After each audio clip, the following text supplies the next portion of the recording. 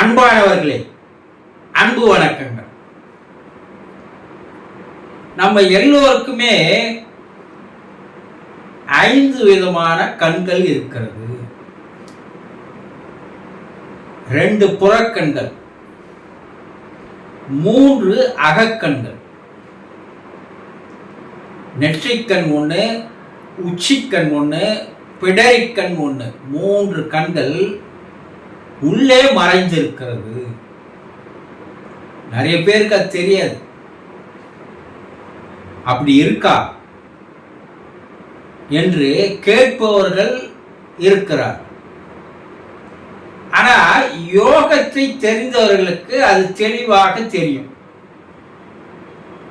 இதை பற்றி ஞானிகள், ரிஷிகள், யோகிகள், சித்தர்கள் என பல்வேறு பாடல்களையே எழுதியிருக்கிறார்கள்.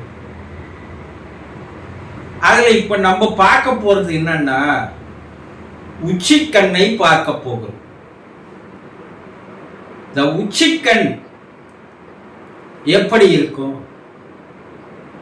அதனால என்னன்னா பலன்கள் கிடைக்கும்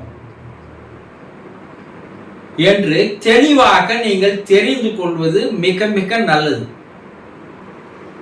உங்க வீட்டில் குழந்தைகள் யாராவது பிறந்திருந்தா,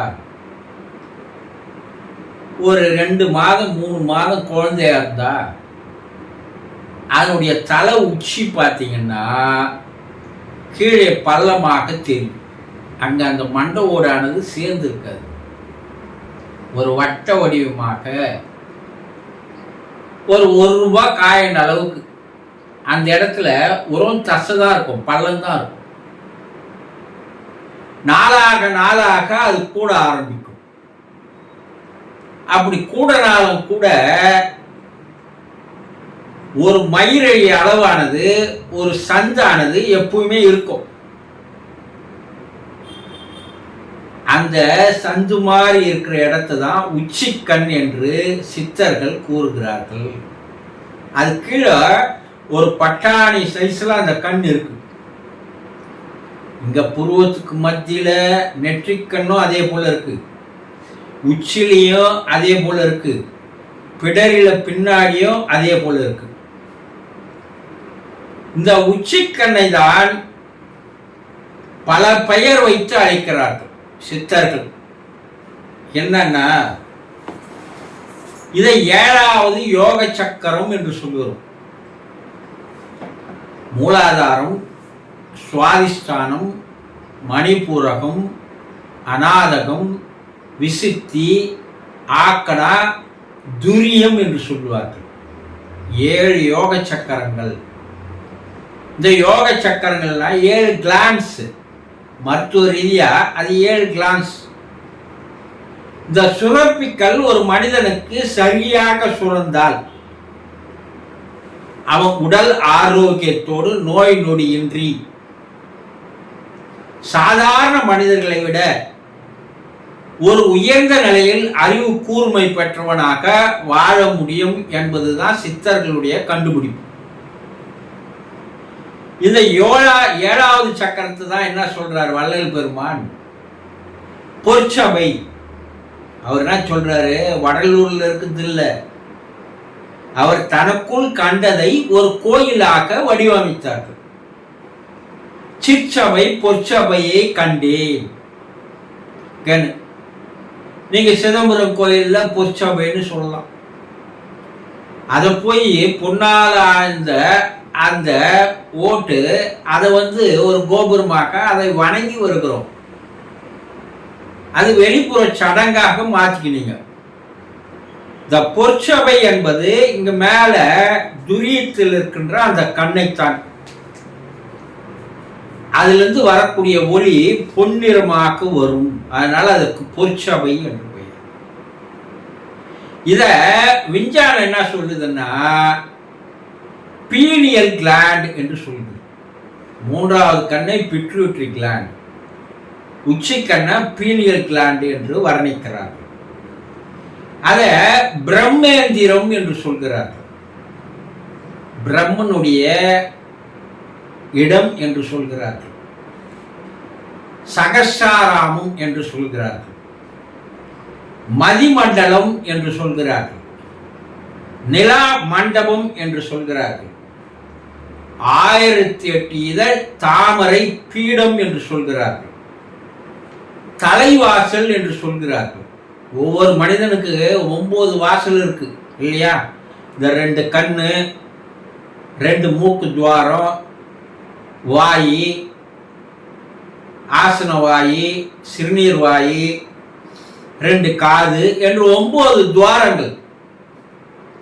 ஒரு மனிதனுடைய உயிரானது, ஆன்மாவானது இந்த 9 துவாரங்கள் வழியாக வெளியே போகுமேயானால் அவனுக்கு நிச்சயமாக 100% மறுபிறப்பு உண்டு என்று சொல்கிறார்.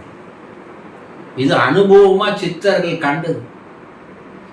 ஆனா நமக்கு 10வது வாசல்னு ஒண்ணு இருக்கு, அதுதான் அந்த உச்சிக்கண். அந்த உச்சிக்கண்ணு தான் தலைவாசல் என்று சொல்கிறார்கள். இது வழியா உயிர் வெளியே போச்சுன்னா அவனுக்கு மறுபிறப்பு என்பதே கிடையாது. அதுதான் சித்தர்கள் பாடல்ல நவத்வாரத்தை நம்பினோருக்கு நரகம் உண்டு, தசத்வாரத்தை நம்பினோருக்கு சொர்க்கம் உண்டுன்னு ஒரு பாடல் எழுதி வைக்கிறாங்க. அப்ப இதைதான் துரியம் என்று சொல்கிறார்கள். அப்ப இந்த கண்ணுல என்ன அந்த அளவுக்கு ஒரு பவர் இருக்கு அப்படின்னீங்கன்னா, விஞ்ஞான ரீதியா இதுல அறிவியல் விஷயங்கள் மறைந்து கிடக்கிறது, ரகசியங்கள் மறைந்து கிடக்குது. நீங்க பிரபஞ்சத்தோடு, யூனிவர்சலோடு, இறைவனோடு தொடர்பு கொள்வதற்கு உண்டான ஒரு இடம் தான் உங்களுடைய உச்சிக்கண்.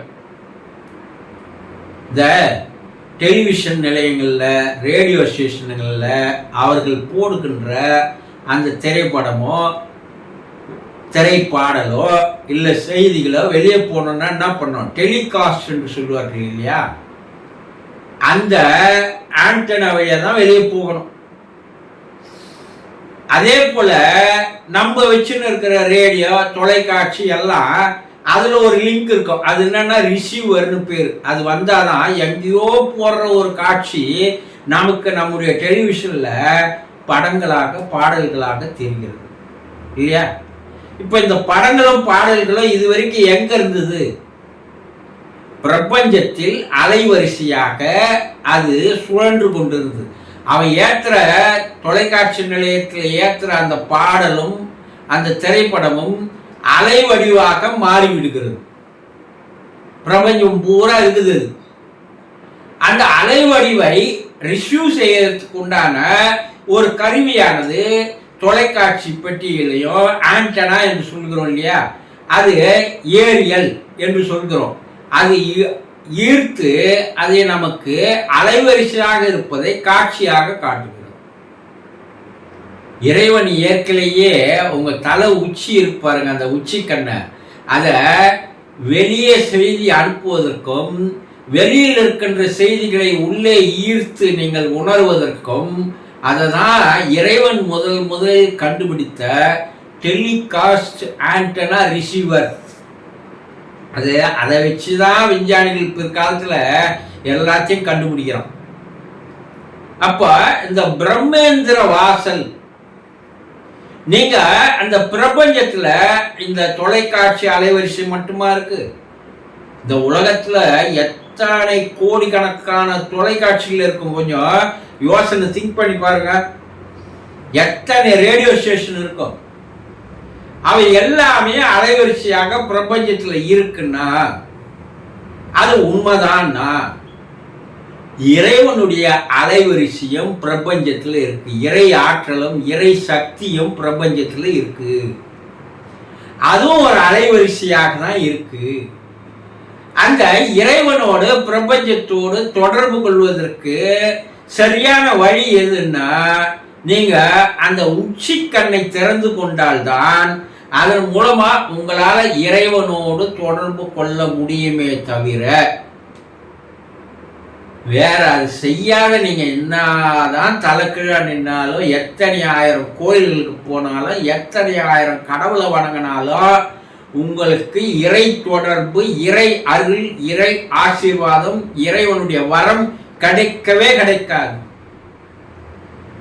ஆனா இதெல்லாம் நம்ம தெரிஞ்சிக்காத. நமக்கு இந்த சித்தர்கள் பல முறைகளில் எடுத்து காட்டினார்கள். என்ன? திருவண்ணாமலை மலை உச்சியில தீபம், ஐயப்பனுடைய மகர ஜோதி, இதெல்லாம் போய் பார்த்துட்டு வர்றதுனால என்ன பலன்? கண்ணுக்கு ஒன்னா இனிய காட்சியாக இருக்கலாம், அதனால ஏதாவது பலன் இருக்கா? சித்தர்கள் இதனா சொல்றா, எப்பா அந்த மகரம் என்பது உன்னுடைய தலை உச்சியில் இருக்கின்ற அந்த கண் தான். அதுல நீ ஜோதி தரிசனம் பார்க்க வேண்டும். அதுல ஒரு வெளிச்சம் வரும். அந்த வெளிச்சத்தை நீ உள்ளுணர்வு மூலமாக நீ கண்டால் நீ இறை நிலையை அடைந்து விடுகிறாய். அதுக்குதான் அந்த எடுத்துக்காட்டுகள் எல்லாம். ஆனா லட்சக்கணக்கான மக்கள் எங்க ஓடுறா? தீப தரிசனம் பார்க்கணும், மகர ஜோதி பார்க்கணும்.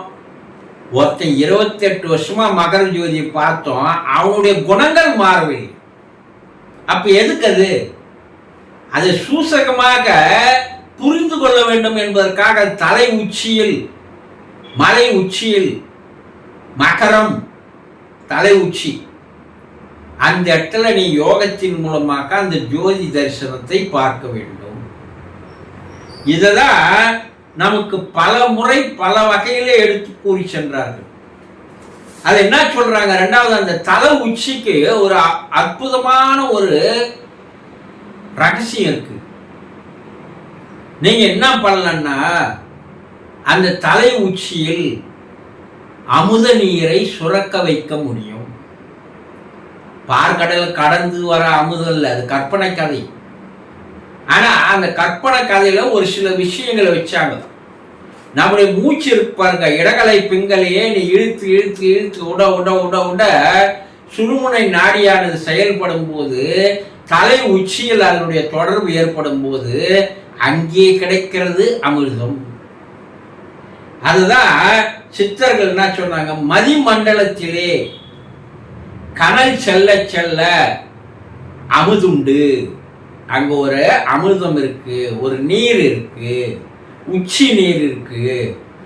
அது ஒரு சொட்டு உன்னுடைய உள்நாட்டில் விழுந்தா போதும், உடம்பே உனக்கு ஒரு ஃபுல் எனர்ஜி பூஸ்ட் தருகிறது என்று சித்தர்கள் கண்டுபிடிச்சாங்க. மூளை நெருப்பை மூட்டி நிலா மண்டபத்திலே பாலை இறக்கி உண்டு பசி ஒழிவது எக்காலம். பத்திரிகையார் பாடுறார். மூல நெருப்புனா மூலாதாரத்தில் இருக்கிற அந்த அக்னியை நீ மூட்டி அதை கொஞ்சம் கொஞ்சமா மேல எடுத்துட்டு வந்து உச்சியில நீ வைக்கும் போது அந்த இடத்துல அது அமிர்தமாக மாறுகிறது. அதை நீ ஒரு சொட்டு, இததான் சித்தர்கள் தண்ணி குடிக்காத, உணவு உண்ணாத, பல ஆண்டுகள் உறங்காமல் வாழ்ந்ததுடைய ரகசியம் என்னன்னா, அந்த ஒரே ஒரு சொட்டு உள்ள இறங்கிச்சுன்னா அவனுக்கு ஒரு வருடத்திற்கு தேவையான சத்தானது உடம்புல கிடைச்சிருது. இதுதான் உச்சிக்கண்ணுடைய ரகசியம். விஞ்ஞான ரீதியா அது டெலிகாஸ்ட் பண்றது, ரிசீவ் பண்றது.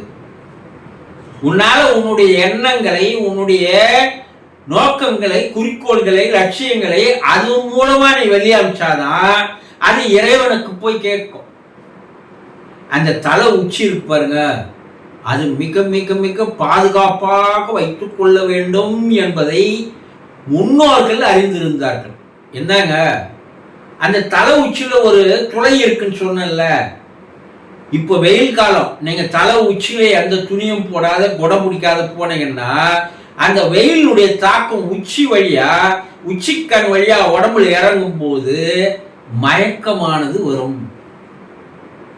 அதே நேரத்தில் மழை காலத்தில் நீங்க போனீங்கன்னா அந்த உச்சிக்கண் வழியாக ஒரு சொட்டு நீர் உள்ளே இறங்கினால் உடல் பாதிக்கப்படும். ஏனால்தான் இஸ்லாமிய பெருமக்கள் அந்த தொப்பி போடுற ரகசியம். நம்முடைய முன்னோர்கள் எல்லாம் தலப்பா கட்டின ரகசியம். எல்லா சாமியாரும் தலப்பா கட்டுறான்னா ஏதோ ஒரு பேஷனுக்கு இல்லை, அந்த உச்சிக்கண்ணை மறைத்து வைக்க வேண்டும். சித்தர்கள் ஜடாமுடி நீட்டா கோபுரம் மாதிரி வச்சானா அந்த உச்சி கண்ணுக்கு ஒரு பாதுகாப்பு தரணும். ஆங்கிலேயன் ஆட் போட்டானா இங்க வந்து கத்து போனா அந்த உச்சி கண்ணை பாதுகாத்து கொள்ள வேண்டும் என்று. இவ்வளவு ரகசியங்கள் அடைந்தது. இன்னும் நிறைய ரகசியங்கள் அதில் இருக்கிறது. அதில் துளியளவு நீங்க தெரிஞ்சு கொண்டீங்கன்னா கூட உங்களுடைய வாழ்க்கை சந்தோஷமாக மாறும், உடல் ஆரோக்கியமாக இருக்கும், ஆயுள் நீடிக்கும், நோய் நொடிகள் இல்லாது வாழலாம் என்பதை தெளிவாக தெரிந்து கொள்ளுங்கள். சந்தோஷம்.